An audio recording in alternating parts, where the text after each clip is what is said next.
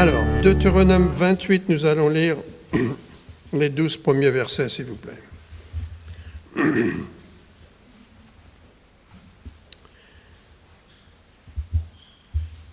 Si tu obéis à la voix de l'Éternel ton Dieu, en observant et en mettant en pratique tous ses commandements que je te prescris aujourd'hui, l'Éternel ton Dieu te donnera la supériorité sur toutes les nations de la terre.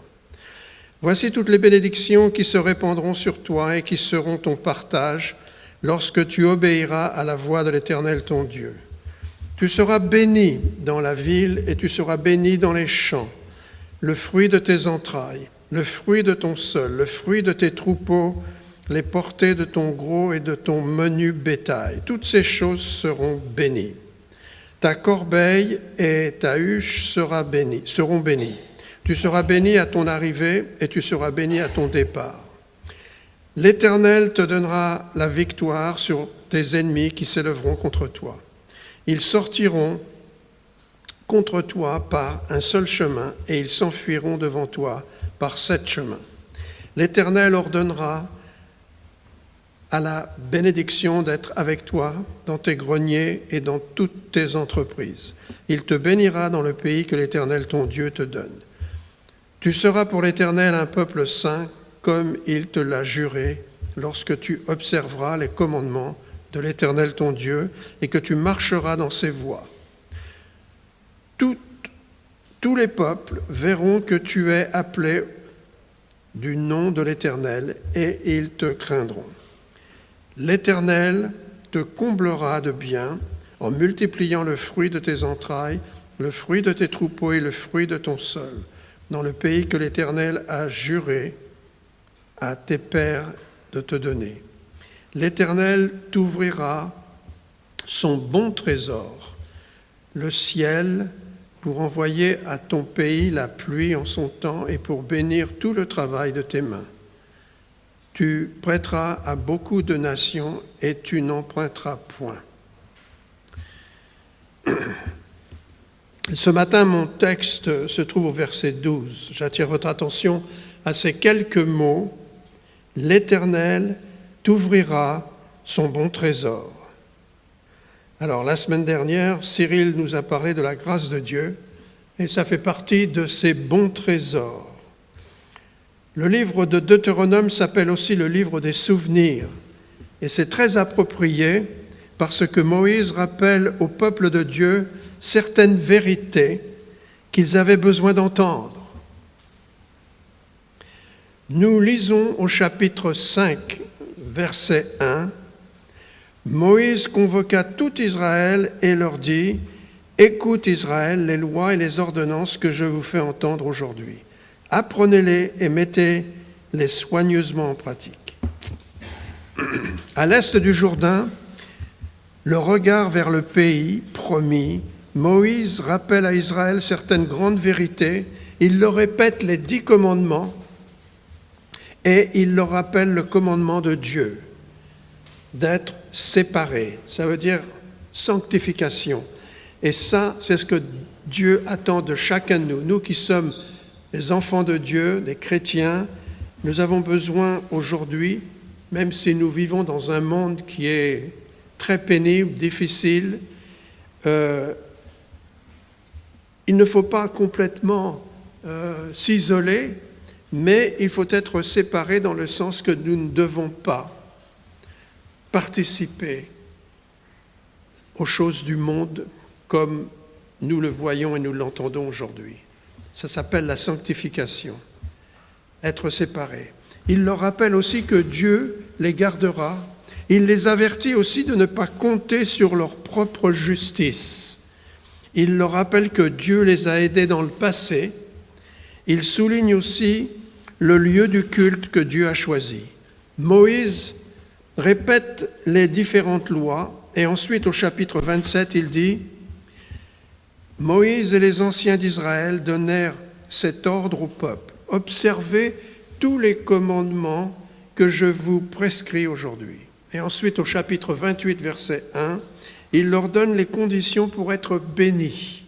« Si tu obéis à la voix de l'Éternel ton Dieu, en observant et en mettant en pratique tous ses commandements, que je te prescris aujourd'hui, l'Éternel ton Dieu te donnera la supériorité sur toutes les nations de la terre. Verset 2, nous lisons, « Voici toutes les bénédictions qui se répandront sur toi et qui seront ton partage lorsque tu obéiras à la voix de l'Éternel ton Dieu. » Et dans notre texte ce matin, au verset 12, nous lisons « L'Éternel t'ouvrira son bon trésor. » Si vous n'êtes pas béni en lisant ce chapitre, rien ne peut vous aider, je crois. Si vous êtes ce matin l'enfant de Dieu, vous ne pouvez pas vous empêcher de voir le défi que Dieu nous présente ici. Dieu nous ouvre les fenêtres, les portes de son bon trésor sur son peuple obéissant. Et je souligne le mot « obéissant ». Certes, nous ne sommes pas sous la loi comme il l'était avant que Jésus vienne, mais Dieu, dans sa parole, a des commandements. Et nous sommes appelés à être obéissants en tant que chrétiens. Nous ne pouvons pas dire que nous sommes chrétiens et tourner le dos à Dieu et à sa parole. Il y a tant de personnes qui se disent chrétiens, qui n'ont pas compris qu'un grand nombre de promesses de Dieu sont conditionnelles. Par exemple, beaucoup aiment citer Philippiens 4, 19 comme leur verset préféré. Le verset nous dit « Et mon Dieu pourvoira à tous vos besoins selon sa richesse, avec gloire en Jésus-Christ. » Et c'est une merveilleuse promesse. Mes chers chrétiens, cette promesse nous est donnée dans un contexte qui a à voir avec nos dons pour l'œuvre de Dieu. Alors, ces promesses ne s'appliquent pas à ceux qui sont égoïstes et radins avec Dieu, et ce n'est qu'un exemple. Un grand nombre de promesses sont sous la condition d'être obéissants à Dieu. Il est notre Maître, il est notre Seigneur. Ce matin, je voudrais donc prêcher un simple message sur les bons trésors du Seigneur. Et quand je réfléchis à ce texte sur les bons trésors du Seigneur, je me dis que serait notre vie sans la grâce de Dieu. Il est certain que sa merveilleuse grâce est un de ses bons trésors. Si vous êtes converti aujourd'hui, vous comprenez très certainement que c'est uniquement par sa grâce que vous pouvez appeler Dieu votre Père. C'est cette grâce, cet amour que nous n'avons pas mérité, mais il nous aime. Éphésiens 2,8 nous le précise, « Car c'est par la grâce que vous êtes sauvés, par le moyen de la foi, et cela ne vient pas de vous, c'est le don de Dieu. » Et la foi, ce n'est pas quelque chose que nous inventons, la foi vient par la parole de Dieu. Actes chapitre 15, verset 11 nous dit « Mais c'est par la grâce du Seigneur Jésus que nous croyons être sauvés. » Romains 3, 24. « Et ils sont gratuitement justifiés par sa grâce, par le moyen de la rédemption, qui est en Jésus-Christ. » Tite chapitre 2, verset 11. « Car la grâce de Dieu, source de salut pour tous les hommes, a été manifestée. » Tite, chapitre 3 aussi, verset 7, « Afin que, justifiés par sa grâce, nous devenions héritiers dans l'espérance de la vie éternelle. » C'est sa grâce qui nous a sauvés, cet amour de Dieu. Et puis ce merveilleux verset que les croyants comprennent, Romains chapitre 5, verset 20, « Là où le péché a abondé, la grâce a surabondé. » Alors ce matin, rendons grâce à Dieu pour sa grâce qui surabonde. Et je vous pose la question aujourd'hui, est-ce que vous connaissez la grâce de Dieu? Posez-vous la question en vous rappelant que la grâce est la faveur de Dieu non méritée. C'est bien pour cela que Noé est dans la Bible un personnage très intéressant. Noé vivait à une époque très mauvaise. On pourrait dire ce matin que nous aussi, nous vivons à une époque très mauvaise. Si vous regardez de temps en temps les actualités, vous comprenez ce que je dis. Très mauvais, méchant, violent, sans Dieu. L'Éternel vit que la méchanceté des hommes était grande sur la terre et que toutes les pensées de leur cœur se portaient chaque jour uniquement vers le mal. C'est ce qu'on voit. C'était dans une société pareille que vivait Noé. Et Dieu dit finalement, dans Genèse chapitre 6, verset 6, « L'Éternel se repentit d'avoir fait l'homme sur la terre, et il fut affligé en son cœur. » Oui, le péché fait très mal à Dieu. Et Dieu était sur le point de détruire hommes et animaux, et c'est alors que nous avons ce formidable verset dans Genèse chapitre 6, verset 8, « Mais Noé trouva grâce aux yeux de l'Éternel. » La grâce de Dieu, chers chrétiens, est un des bons trésors du Seigneur. Le psaume nous dit dans psaume 84, verset 12, « L'Éternel donne la grâce et la gloire, il ne refuse aucun bien à ceux qui marchent dans l'intégrité. » C'est la grâce de Dieu qui rend puissant un homme pour servir, comme nous avons l'exemple de l'apôtre Paul, qui dit dans 1 Corinthiens chapitre 3, verset 10, « Selon la grâce de Dieu qui m'a été donnée, j'ai posé le fondement comme un sage architecte. » Et puis dans 1 Corinthiens chapitre 15, il dit, verset 10, « Par la grâce de Dieu, je suis ce que je suis. » Il ne se vantait pas. Il dit, ça vient de Dieu. Est-ce que vous connaissez quelque chose de la grâce de Dieu? Croyez-moi, si ce n'était pour la grâce de Dieu, notre vie serait sans espoir, vide, vaine. Souvenez-vous de la réponse que Dieu donne à Paul, à sa prière. Paul était un serviteur de Dieu. Il n'était pas bien, il avait des problèmes de santé, il était malade. Mais dans 2 Corinthiens 12, 9, il dit, Dieu lui dit, « Ma grâce te suffit. » Et dans ce cas, Paul priait que Dieu enlève cette écharde dans sa chair, c'est-à-dire cette maladie physique. Croyez-moi, il n'y a jamais eu une nuit si noire que la grâce de Dieu n'ait été suffisante pour ses enfants. Est-ce que vous vous rappelez du moment où vous vous êtes convertis? Vous devriez y penser souvent. Quel formidable moment c'était dans votre vie.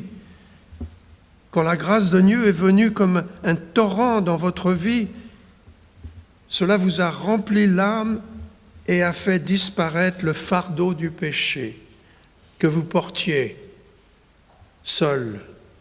Et les craintes que vous aviez ont disparu. Quelle grâce, quelle merveille. J'oublierai jamais le soir où je me suis converti. Et c'était à minuit. Je ne voulais pas fermer les yeux. Je ne voulais pas m'endormir. Je savais que j'étais perdu. Et que je tournais mon dos à Dieu. Et j'étais tellement triste, malheureux, c'était une douleur, que j'ai réveillé mon oncle à minuit pour qu'il me montre comment je pouvais trouver la paix de Dieu. Et ça s'est fait. C'était en Californie. Moi, je n'oublierai jamais. Et vous savez, aussitôt après, fermé les yeux, je me suis endormi dans la paix. C'est tout ce dont un homme a besoin, car de nature l'homme est impuissant, sans espoir, aveuglé par le péché et enchaîné par son incrédulité, avec la sentence de Dieu qui pèse juste au-dessus de lui. Mais quand la grâce de Dieu apparaît, alors nous pouvons chanter des louanges. Je dirais donc que sa grâce est un des bons trésors du Seigneur. Et j'ajouterais, Si cette grâce est si merveilleuse, pourquoi certains ne la partagent pas avec d'autres? Le prophète a dit qu'ils sont beaux sur les montagnes, les pieds de celui qui apporte de bonnes nouvelles, qui publie la paix de celui qui apporte de bonnes nouvelles et qui publie le salut. Ésaïe 52, 7.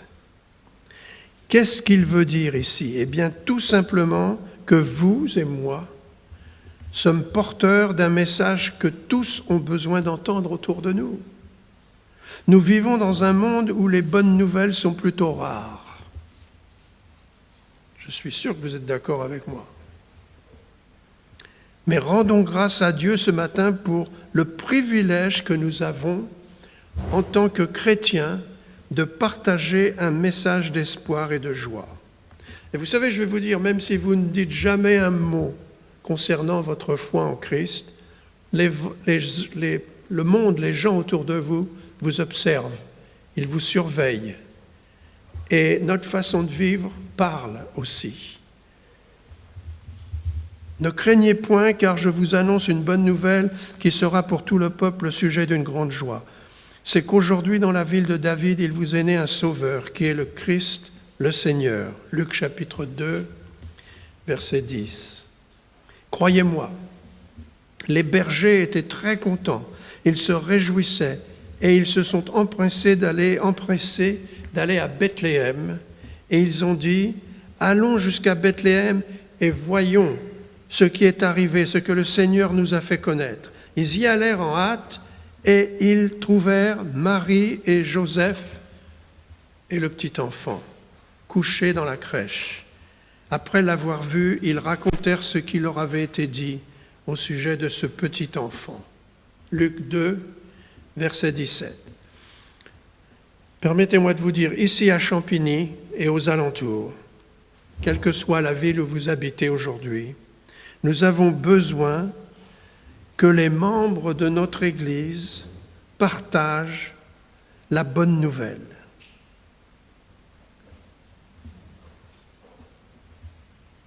Connaître la grâce de Dieu, c'est tellement merveilleux. Et connaître le Sauveur, c'est bien sûr avoir la vie éternelle. Le Seigneur t'ouvrira son bon trésor. Il nous a ouvert le chemin afin que nous buvions de la source de vie. N'est-ce pas merveilleux? Le pauvre homme, près de la piscine, lui dit, « Seigneur, je n'ai personne pour me jeter dans la piscine quand l'eau est agitée.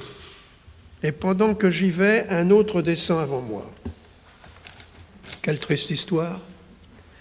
Je suis bien content que quand je suis venu au Sauveur, personne n'a fait obstacle. Vous savez que ça peut arriver.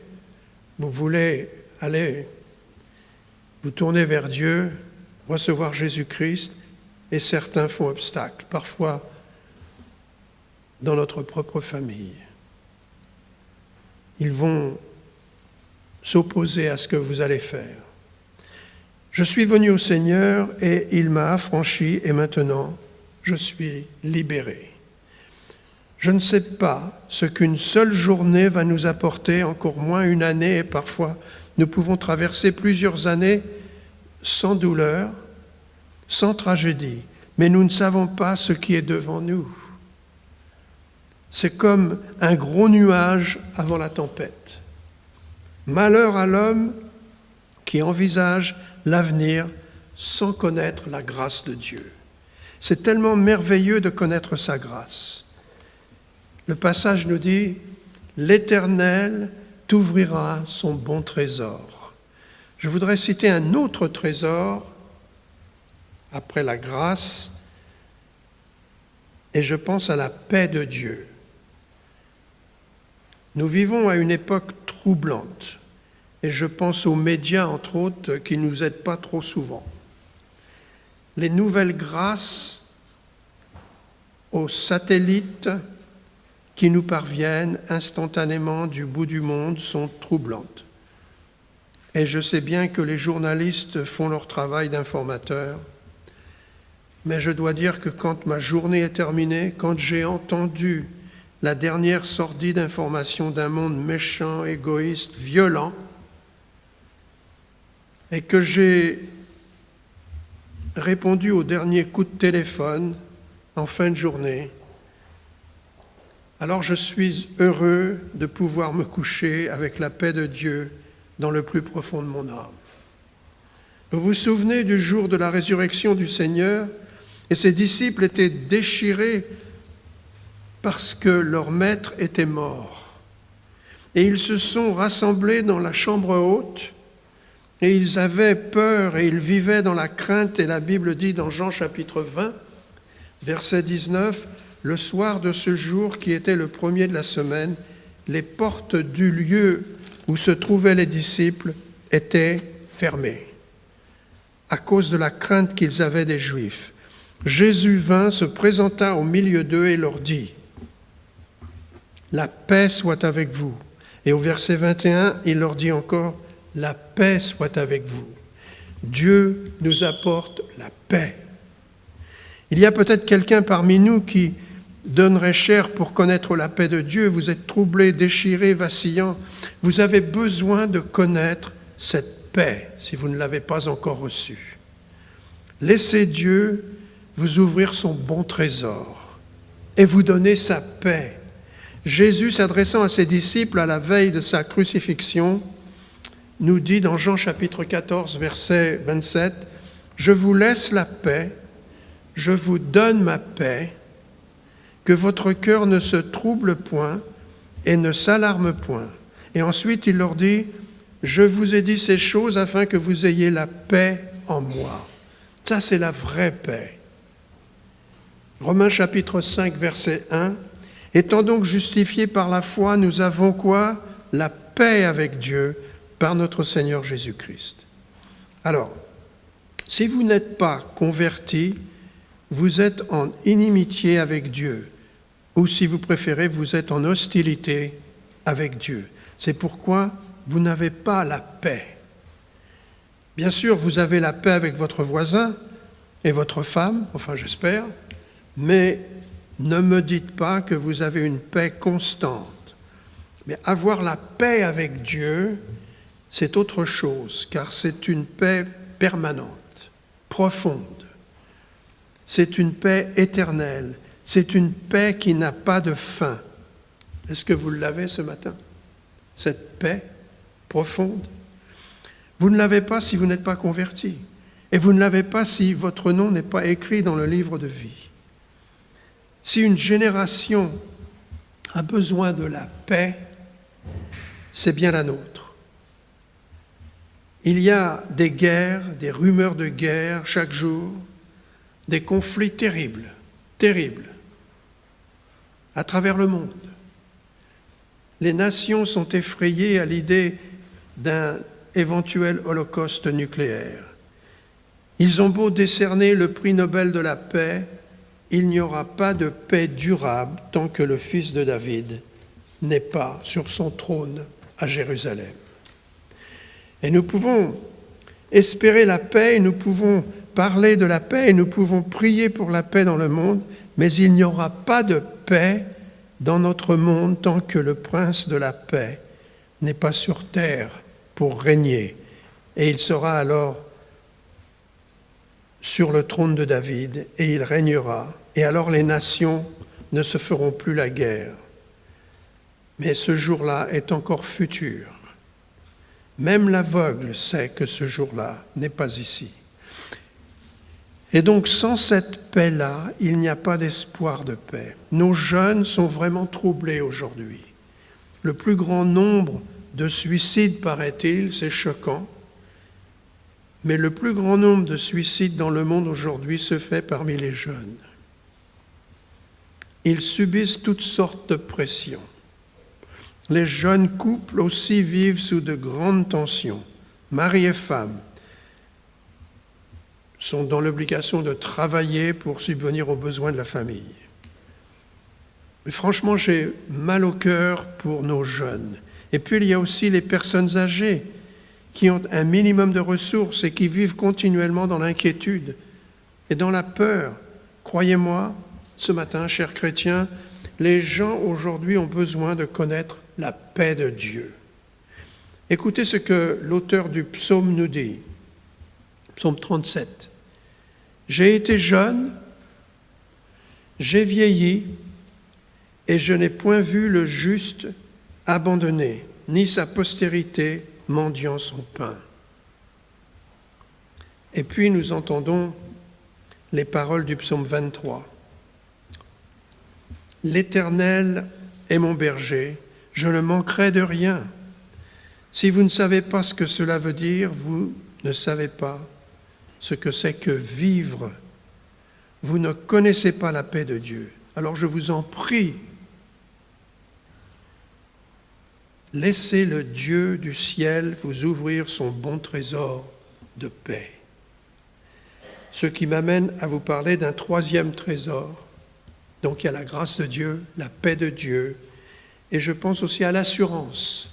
Ce n'est pas l'assurance maladie, ce n'est pas l'assurance de voiture, c'est l'assurance que Dieu nous donne dans notre vie. Nous avons de nombreuses personnes dans le monde qui se disent chrétiens, mais qui n'ont aucune assurance, ou même l'espoir d'aller au ciel quand ils viendront à mourir. Tout homme qui fait confiance à toute chose autre que le sang de Jésus-Christ n'a pas de véritable assurance. Même les gens qui peuvent être religieux autant qu'ils le peuvent, cela ne nous apporte pas l'assurance. Pas de paix, pas d'assurance. En fait, une grande partie du monde n'a pas l'assurance que Dieu nous donne. La plupart de ces personnes espèrent être assez religieux pour aller au ciel un jour. Et vous savez comme moi que c'est se tromper que de penser ainsi. Je suis persuadé que celui qui n'a pas l'assurance de son salut fait confiance à autre chose que le sang et la personne de Jésus-Christ. Peut-être qu'il fait confiance aux biens matériels. Certains font confiance à leur baptême, ou bien ils espèrent rester fidèles et tenir jusqu'au bout, ou bien ils comptent sur la communion ou l'Église, mais toutes ces personnes n'ont pas une véritable assurance. Ils ne peuvent pas dire avec l'apôtre « Je suis persuadé qu'il a la puissance de garder mon dépôt jusqu'à ce jour-là ». 2 Timothée chapitre 1. Et puis, j'ai l'assurance que ni la mort, ni la vie, ni les anges, ni les dominations, ni les choses présentes, ni les choses à venir, ni les puissances, ni la hauteur, ni la profondeur, ni aucune autre créature ne pourra nous séparer de l'amour de Dieu manifesté en Jésus-Christ, notre Seigneur. Quel formidable passage, Romains chapitre 8, 38. Rien ne peut nous séparer de l'amour de Dieu. Et ce vieillard, il faut que je fasse attention quand je dis ça, parce que moi aussi je suis devenu, on va dire âgé, Thiago, pour ne pas dire vieillard. Mais ce vieillard nommé Siméon, quand il a vu le bébé à Bethléem, il a dit « Maintenant, Seigneur, tu laisses ton serviteur s'en aller en paix, selon ta parole, car mes yeux ont vu ton salut. » Luc 2, 29. Un des bons trésors de Dieu s'appelle donc l'assurance. Hébreux 10, 22, « Approchons-nous donc avec un cœur sincère dans la plénitude de la foi. » Une chose est certaine, si je m'inquiète de quelque chose, ce n'est certainement pas de mon salut. Je ne m'inquiète pas à savoir si Dieu me recevra ou pas. Tout cela est déjà réglé quand Dieu m'a sauvé. Ce soir-là, quand j'étais encore en Californie, à minuit, il m'a donné la vie éternelle et Jésus lui-même m'a dit que je ne périrais jamais. Bien sûr, il y a toujours ceux qui ne supportent pas que nous ayons cette assurance et nous critiquent et disent ce serait trop facile. Si je croyais cela, je pourrais vivre n'importe comment. Mais ce petit argument contre l'assurance du salut ne tient pas du tout. Vous ne pouvez pas vivre comme un porc à moins que vous ayez la nature d'un porc. Quand vous avez la nature d'une brebis, vous ne pouvez pas vivre comme un porc. Et c'est une vérité qui est bien plus profonde qu'on peut le penser. Donc, je lui ai donné ma vie, je le sers parce que je vais au ciel. Et non pas dans l'espoir de pouvoir y aller. Et je veux dire comme l'apôtre, l'amour de Christ me presse. Et puis, en plus, si je suis l'enfant de Dieu, Dieu me punira si je suis désobéissant.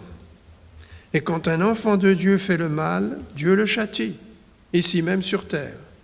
Et vous savez très bien de quoi je parle. Cela ne veut pas dire que nous devons sortir d'ici avec la tête haute parce qu'on appartient à Dieu et rien ne peut nous enlever notre salut. Non, restons humbles et reconnaissants. On ne peut pas perdre son salut, mais restons dans l'obéissance. Croyez-moi, les choses n'ont pas toujours été si faciles, mais au fil des années, Dieu m'a appris à travers certaines difficultés que sa grâce est suffisante. Est-ce que votre vie prouve aux autres que vous avez la grâce de Dieu dans votre vie, la paix de Dieu, l'assurance? Croyez-moi, quand l'assurance de votre salut inonde tout votre être, vous avez envie d'aller parler de Jésus à ceux qui ne le connaissent pas encore, en commençant par ceux qui sont proches de vous, famille, amis. Il ne faut pas aller très loin pour trouver des non-chrétiens.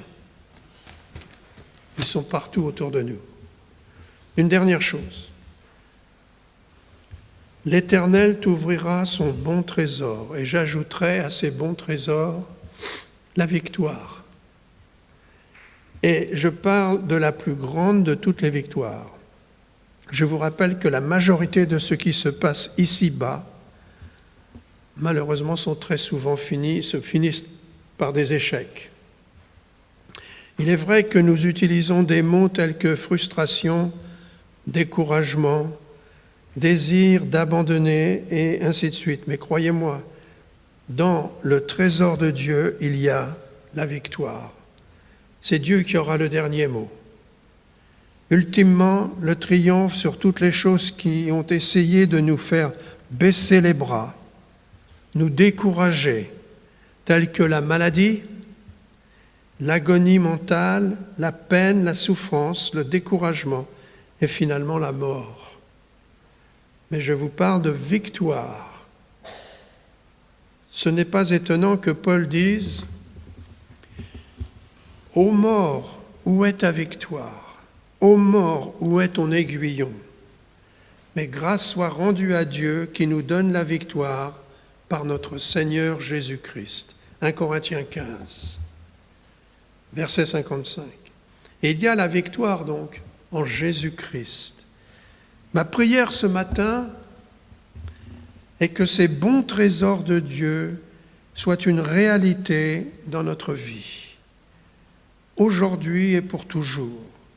Le trésor de la grâce, c'est-à-dire l'amour de Dieu, de la paix, de l'assurance et de la victoire sur l'ennemi, le monde, le diable. Que le Seigneur nous aide à nous remettre à Jésus-Christ, le Sauveur, qui a payé de sa vie pour nous apporter ce bonheur, cette paix, cette assurance. Levons-nous, s'il vous plaît.